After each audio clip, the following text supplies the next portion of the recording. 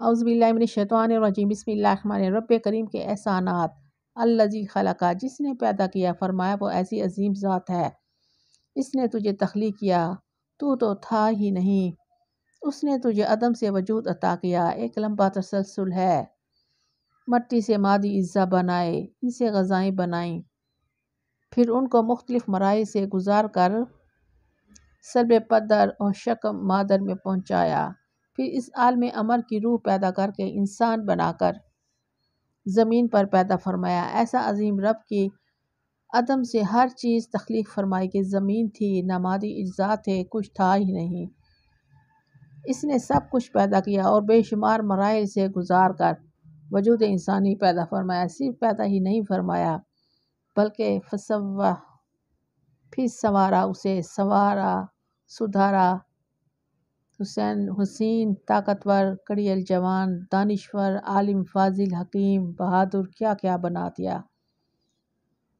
وہی ایک نطفہ کا جرثومہ جو روپ بدل کر بچہ بنا، پھر اس پیدا ہونے والے بچے کو اس رب نے کیا کیا بنا دیا، کیسے کیسے سنوار دیا، کہاں کہاں پہنچایا۔ انسان کس کس بات کا شکر کرے۔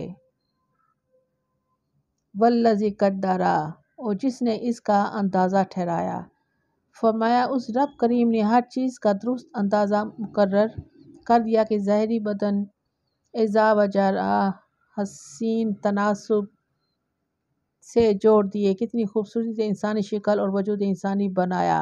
اگر بدن کے اعضاء، چہرے کے نقوش کی تمثیل بنائی جائے، مثلاً پلاسٹر وغیرہ، اور پھر اس نقوش کو اور اعضاء کو کسی اور ترتیب سے جوڑ کر دیکھا جائے تو پتہ چلتا ہے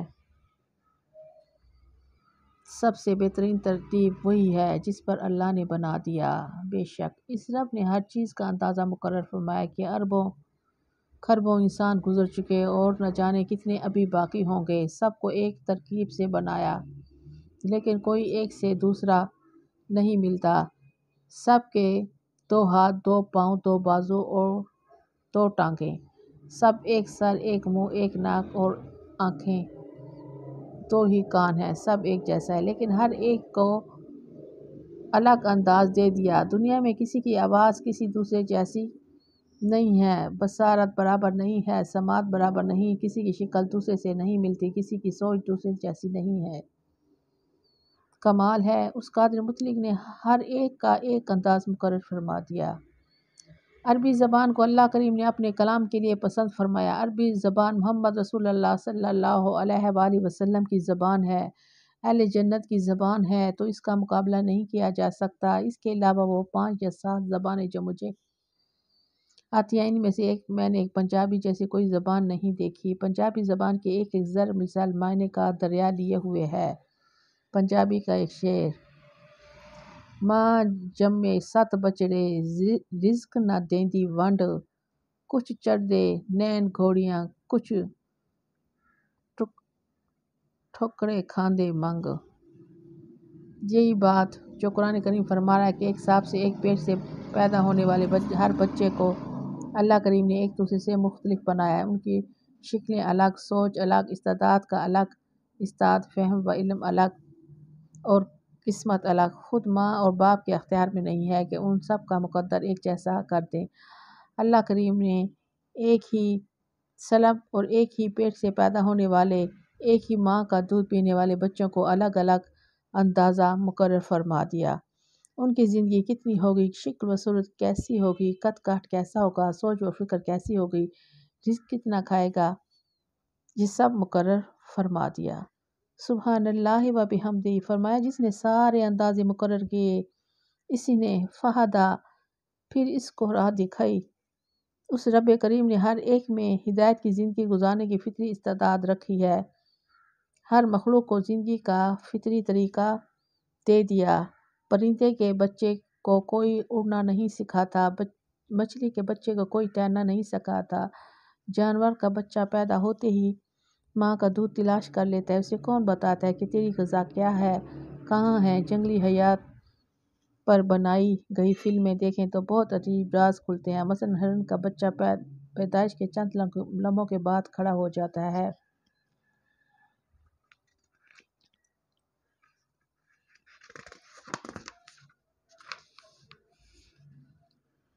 ماں کا دودھ تلاش کر لیتا ہے اور کچھ لمحے میں بعد ہی بھاگنا شروع کر دیتا ہے۔ اسے پتہ ہے وہ ہرن کا بچہ ہے اور اس کی زندگی خطرے سے خالی نہیں ہے، مارا جائے گا۔ شیر کا بچہ پیدا ہوتا ہے، وہ 3 مہینے آنکھ ہی نہیں کھولتا، اسے کوئی خطرہ نہیں ہوتا۔ اسے کس نے بتایا وہ بے فکر ہے، 2-3 ماہ کے بعد آنکھیں کھولتا ہے۔ ایک ہی جنگل میں دونوں جانور ہیں۔ یہ اللہ کریم کی فطری تقسیم ہے۔ ایک چڑیا خود تو دانہ چگتی ہے جبکہ اپنے بچوں کے لیے چھوٹے چھوٹے کیڑے پکڑ کر لاتی ہے۔ اسے کس نے بتایا یہ بچے دانہ ہضم نہیں کر پائیں گے، اس کے لیے ایسی غذا لاتی ہے جو پہلے سے ہضم شدہ ہوتی ہے۔ چونٹی کو دیکھیں تو وہ جو دانے چن کر لاتی ہے انہیں بل میں جمع کرتی رہتی ہے۔ اگر اس کا بل کھول کر دیکھیں تو اس نے ہر دانے کے 2 ٹکڑے کر کے رکھے ہوتے ہیں، اس لیے وہ جانتی ہے کہ ثابت دانہ رکھا تو وہ مٹی میں اگ سکتا ہے لیکن 2 ٹکڑے ہونے سے نہیں اگے گا۔ اگر وہ دھنیا کا دانہ لے جائے تو پھر اسے 4 ٹکڑوں میں توڑتی ہے